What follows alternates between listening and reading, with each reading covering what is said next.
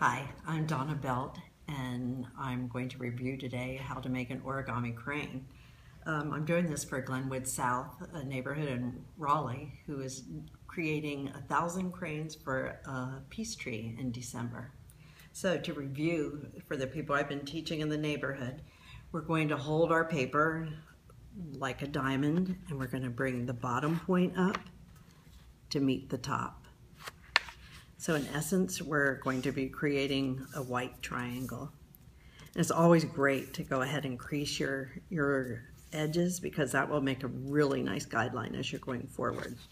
We're opening it, we're putting the crease toward us, and again, we're putting the bottom point up to match the top point, making a nice crease. Now we're going to open the paper and make it like a square with the white side up. We're going to bring this bottom edge to meet the top edge, and we're making a colorful rectangle. The more even you can get it, the more probably you'll like your crane, but don't worry about it if it's not perfect.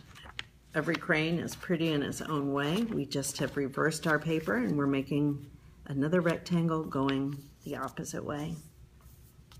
So just to check yourself at this point, you see there's, I think of it as a multiplication sign and a plus sign. So if you look at the bottom of your paper, you'll see both sides and you'll know that it's all done. This is making a way for magic. Put your paper together into your rectangle. Hold your fingers close to this bottom point. Push together and there you go. You have a square. So I'm just laying my square down. You see there's two flaps on each side. And to make it a little easier, sometimes I just redo that middle crease to make a nice line I can follow. And you'll notice there's a flappy open side and there's a closed side. So I put my flappy open side to my dominant hand. That's how it's easier for me. You'll find ways that it will work for you. Now we're going to make an ice cream cone, and we're bringing this bottom edge, we're making it parallel to that middle line. We're just about maybe like a 1/16 of an inch off of that middle line, just to leave ourselves just a little leeway. So you see when I fold my ice cream cone, I'm leaving just a little bit of space in there. So now you have your ice cream cone.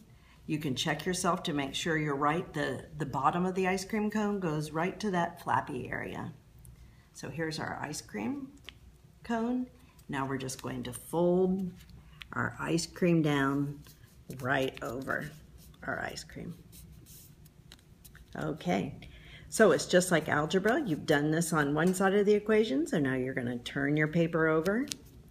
Again, I like to just kind of reinforce that middle crease, and we're going to make an ice cream cone that matches the other side.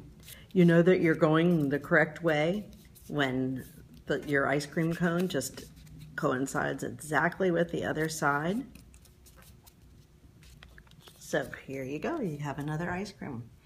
Before we turned our ice cream going the other way, now we're just going to take that same crease and we're going to make it going this way. So that crease has been made twice going each way, which will be really handy for the next step.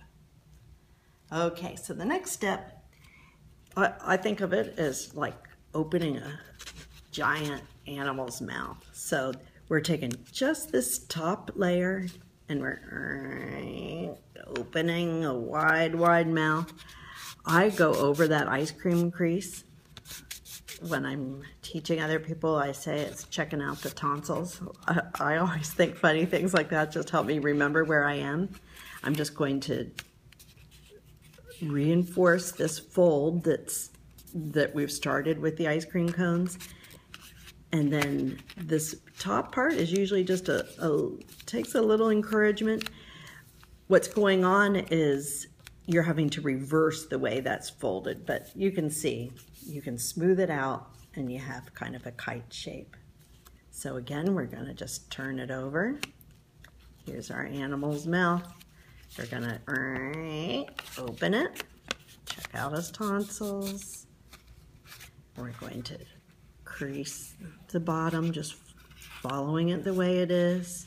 And then we just have to encourage this top part to follow along. There you go. So when you look at this, you can see it's kind of like lobster claws. So we want to do another ice cream cone. We're going to make the bottom of our ice cream cone go to the bottom of the lobster claws. And again, we're not bringing our fold all the way in. I'm leaving just a little space in there. So here I'm bringing it in the other side. There you go. Whoop. It should just be an ice cream cone with the, you can see the background on the other side, and we're just gonna flip it over and we're gonna do the exact same thing. Just matching our ice cream cones, not bringing it quite to the center, leaving kind of a nice parallel line between that edge and the center. Good. So now we have kind of a torpedo shape with our lobster claws. Now, this is a little bit weird. Once you get it, it's not complicated, but I think of it as like turning a page. So if you just separate these guys on your right side and just turn this page, there you go. You know that you're in the right spot when you have a triangle there. So if you don't have a triangle, you haven't turned your page right. See how that looks? Now, here's our ice cream fold. We take our thumbs and we fold right along that ice cream fold, and we're bringing that tail straight up. Okay? So you got this guy hanging down, got this tail, and now we take these two flaps, they're the only two flaps that are available on either side of the tail, and we're just going to close those together. All right. Okay. Now you know that tail is still in there. He's been folded in half as we close those two pages. We're just going to bring him out so he's extending just a bit past the edge. So sometimes if you haven't made your fold just quite right, you might have to just take your fingers and make that fold. But if you've left a little bit of extra room, it should have just closed into a nice tail when you close that. Now we're going to get practice at doing it again. So here's our book. We're going to turn this page. All right, there you go. We know we're in the right place. Here's our triangle. We're going to take our thumbs, go right along the ice cream fold. There's our tail. He's going straight up. And now we have to close our book again. As we close our book, you can see it's creating a fold in that tail and folding that tail in half. But when we do that, the tail's stuck in there, so we have to encourage him to come out. We just pull it out. And everybody, this is where some of our creativity comes in. Some people will pull it out a little bit more, some a little less, and that way each crane will be unique. Okay, we're just about there.